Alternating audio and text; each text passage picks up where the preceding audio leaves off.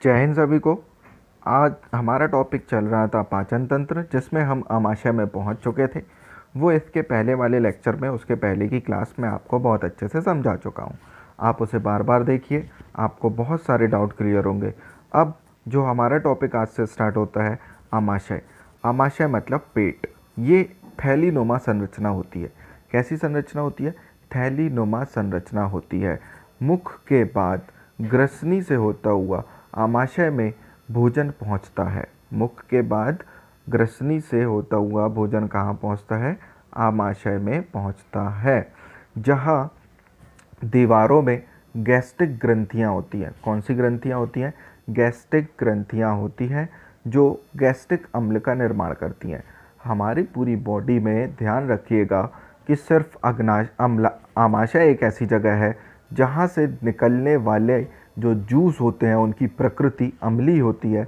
और पिछली क्लास में मैंने बताया था, जिनका पीएच 0 से लेके 7 तक के बीच में होता है, उनकी प्रकृति क्या होती है? अम्लीय। 3 से 4.4 तक HCl हमारे पेट में निकलता है, जो कीटाणुओं को मारने का भी काम करता है, और इसका पीएच मान होता है 3 से 4.4 तक भोजन के पाचन में सहायक होता है। आमाशय में जो रस निकलते हैं, ठीक है, आमाशय में जो रस निकलते हैं उसका कोड है पेरे। क्या है? पेरे। अपन कुछ भी खा लेते हैं, ये भी ला दो, वो भी ला दो, फुल्की भी खा ली, आइसक्रीम भी खा ली, अपने पेट को पेरे रहते हैं। तो पेरे से पेप्सिन और रा से है रेनिन।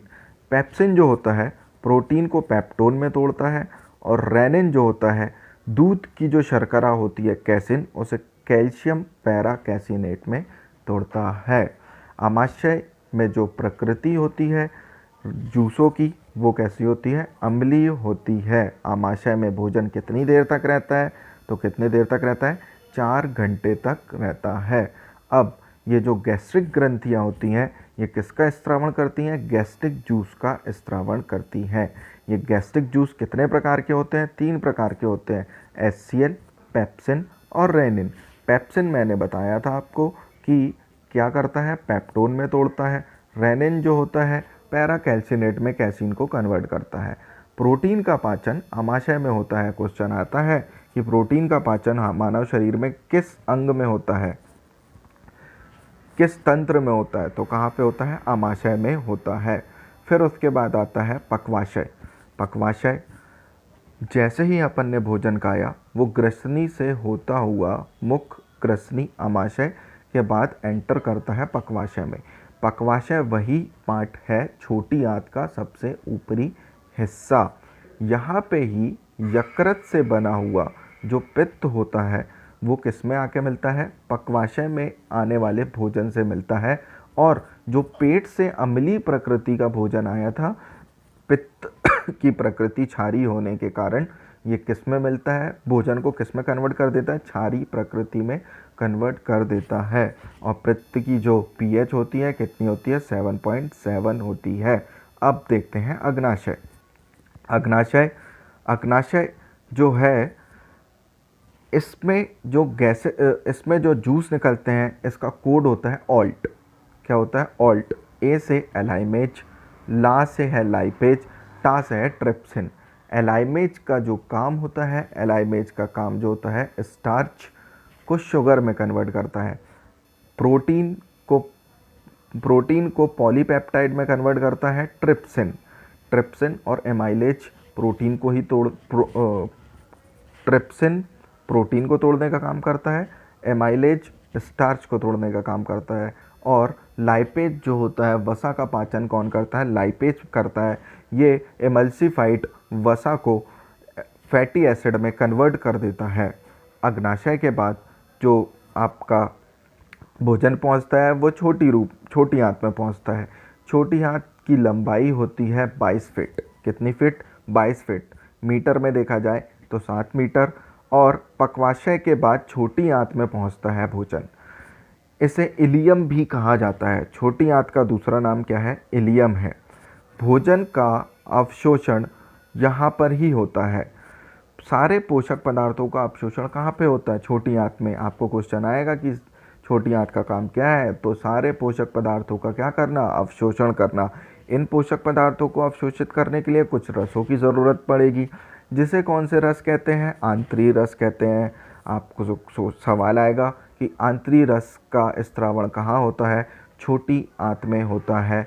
दिन भर में ये सामान्य स्वस्थ मनुष्य में 2 लीटर तक स्त्रावित होते हैं।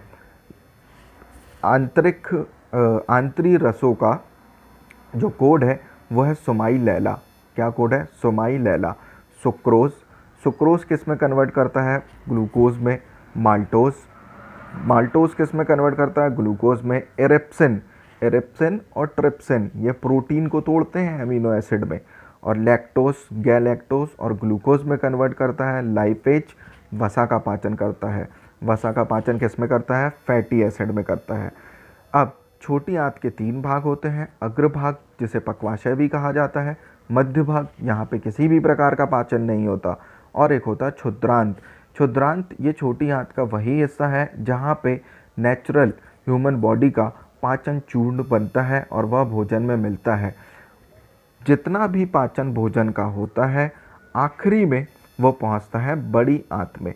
बड़ी आंत में बचे कुचे भोजन से बचे कुचे अवशिष्ट पदार्थ को हटाने और पोषक तत्व को अवशोषण करने का काम तो छोटी आंत में हो जाता है, लेकिन जल का अवशोषण और बचे हुए खनिज लवणों का अवशोषण कहाँ पे होता है? बड़ी आंत में होता है। बहुत इंपॉर्टेंट क्वेश्चन है कि बड़ी आंत का काम क्या है? जल का अवशोषण करना, लवण का अवशोषण करना। छोटी आंत का काम क्या है? पोषक तत्वों का अवशोषण करना। और बड़ी आंत का काम क्या है? बड़ी आंत के 2 भाग होते हैं, आँचनाल और कोलान। बड़ी आंत का काम जल का अवशोषण करना और लवण का अवशोषण करना होता है। एक बार अपन शुरू से ये पूरा टॉपिक फिर से देख लेते हैं। सबसे पहले हमने देखा था प्राथमिक स्वास्थ्य। प्राथमिक स्वास्थ्य में हमने देखा था कि मानव शरीर विभिन्न तंत्रों का एकीकृत समूह है। बहुत सारे सेल मिलकर ऊतक बनाते हैं। ऊतकों के अध्ययन को हिस्टोलॉजी कहते हैं। सेल के अध्ययन को साइटोलॉजी कहते हैं। ऊतकों के मिलने से अंग बनता है, अंग के मिलने से अंग तंत्र बनता है, और ये अंग तंत्र से क्या बनते हैं? शरीर। 8 प्रकार के मानव शरीर में तंत्र पाए जाते हैं। पाचन तंत्र, श्वसन तंत्र, रक्त परिसंचरण तंत्र, उत्सर्जन तंत्र, तंत्रिका तंत्र, जनन तंत्र, पेशी तंत्र और कंकाल तंत्र। पाचन तंत्र वो रासायनिक क्रिया है जिसमें बड़े अणु एंजाइम की मदद से छोटे अणुओं में टूटते हैं। कार्बोहाइड्रेट ग्लूकोज में टूटता है, वसा वसीय अम्ल में टूटता है, प्रोटीन एमिनो अम्ल में टूटता है। पाचन तंत्र में भाग लेने वाले जो अंग हैं उसमें सबसे पहला आता है मुख। मुख से ही भोजन का पाचन स्टार्ट होता है। यहाँ लार होती है। लार में जो एंजाइम पाए जाते हैं वो कार्बोहाइड्रेट का क्या करते हैं? पाचन करते हैं। एमाइलेज नामक एंजाइम कार्बोहाइड्रेट का क्या करता है? पाचन, जो टाइलिन के नाम से भी जाना जाता है।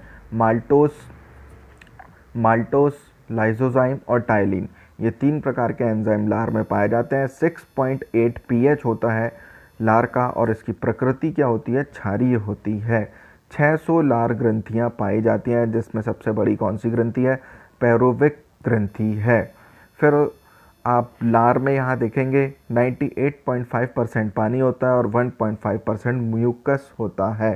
टाइलिन जो होता है स्टार्च को माल्टोज में कन्वर्ट करता है, जिसमें से स्टार्च पॉलीसैकेराइड है और माल्टोज डाइसैकेराइड है। कार्बोहाइड्रेट 3 प्रकार के होते हैं, पॉलीसैकेराइड, मोनोसैकेराइड, डाइसैकेराइड। यकृत सबसे बड़ी ग्रंथि है, 1500 ग्राम इसका वजन होता है, और ये दाहिने तरफ होती हैं, पित्त का स्त्रावण करती हैं जो गॉल ब्लैडर में संचित होता है। पित्त का निर्माण ज़्यादा होने से ब्लड में बिलिरुबिन की मात्रा बढ़ जाती है, जिसके कारण पीलिया नामक बीमारी होती है और बॉडी पीली दिखती है। रक्त के कार्य हेपेरिन बनाना, यूरिया का निर्माण करना, पित्त का निर्माण करना, ग्लूकोज का नियंत्रण, ग्लूकोज को ग्लाइकोजन में संचित करके रखना, रक्तचाप पर नियंत्रण रखना, रक्त प्रोटीन का निर्माण करना, फैटी एसिड को फैट में बदलना। आहार की मात्रा, आहार में लवण का उपयोग भोजन के स्वाद देने से होता है। जीभ के अग्र भाग में मीठा और सबसे पश्च भाग में कड़वा स्वाद का अनुभव होता है। दांत 4 प्रकार के होते हैं, कृदंत, कृदनक, अग्र चवर्णक और चवर्णक। दांत का ऊपरी हिस्सा एनामेल के नाम से जाना जाता है और दांत का ये जो ऊपरी हिस्सा एनामेल है सबसे कठोर अंग होता है मानव शरीर का। 2 प्रकार के दांत होते हैं, परमानेंट और मिल्क। परमानेंट 18 से 28 होते हैं और मिल्क के दांतों की संख्या 20 होती है।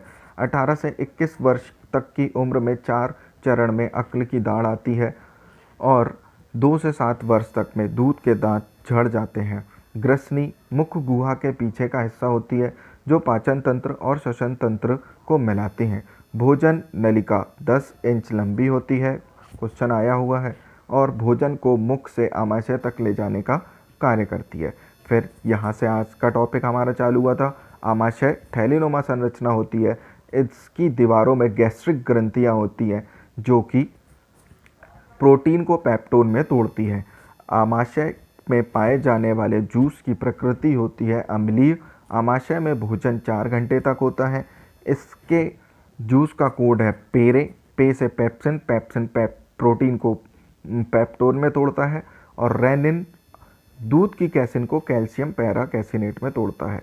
गैस्ट्रिक ग्रंथि से गैस्ट्रिक जूस का स्त्रावण होता है, 3 प्रकार के होते हैं सब, और HCl की प्रकृति अम्लीय होती है। प्रोटीन का पाचन आमाशय में होता है, बहुत इंपॉर्टेंट फैक्ट है ये। और पक्वाशय, भोजन के बाद आमाशय के बाद जो भोजन जाता है वो पक्वाशय में जाता है। यकृत से निकलने वाला पित्त यहाँ पर ही पक्वाशय में मिलता है। यह छोटी आंत का सबसे ऊपरी हिस्सा होता है। पित्त की प्रकृति क्षारीय होती है। ये भोजन को किस प्रकृति में कन्वर्ट कर देती है? क्षारीय में। इसके बाद अग्नाशय। अग्नाशय जो है अंतःस्रावी भी ग्रंथि है, बहिर्स्रावी भी ग्रंथि है, याद रखिएगा। अग्नाशय के जो जूस का कोड है वो ऑल्ट, एमाइलेज, ट्रिप्सिन और लाइपेज। एमाइलेज स्टार्च को शुगर में कन्वर्ट करता है, ट्रिप्सिन प्रोटीन को पेप्टोन में कन्वर्ट कर देता है और प्रोटीन पॉलीपेप्टाइड में कन्वर्ट करता है और अमीनो अम्ल में कन्वर्ट करता है। लाइपेज वसा का पाचन करता है फैटी एसिड में। छोटी आंत पक्वाशय के बाद जो भोजन जाता है छोटी आंत में जाता है। इसकी लंबाई 22 फीट होती है, 7 मीटर। इलियम भी कहा जाता है। सोमाई लैला, इसमें जो आंतरी रस है उसका कोड है सुक्रोज, माल्टोज, एरिप्सिन, लैक्टोज और लाइपेज। छोटी आंत के बाद में जो पाचन होता है भोजन का पोषक पदार्थों का होता है। फिर उसके बाद जो आखिरी में खाना पहुंचता है बड़ी आंत में, और बड़ी आंत में जल का अवशोषण और खनिज लवणों का अवशोषण होता है। ये खत्म होता है आपका एक तंत्र, पाचन तंत्र। इसके बाद हम पढ़ेंगे श्वसन तंत्र और सर्जन तंत्र। तब तक आप इसके दोनों पार्ट को देखिए और बार बार रिवाइज कीजिए। जय हिंद।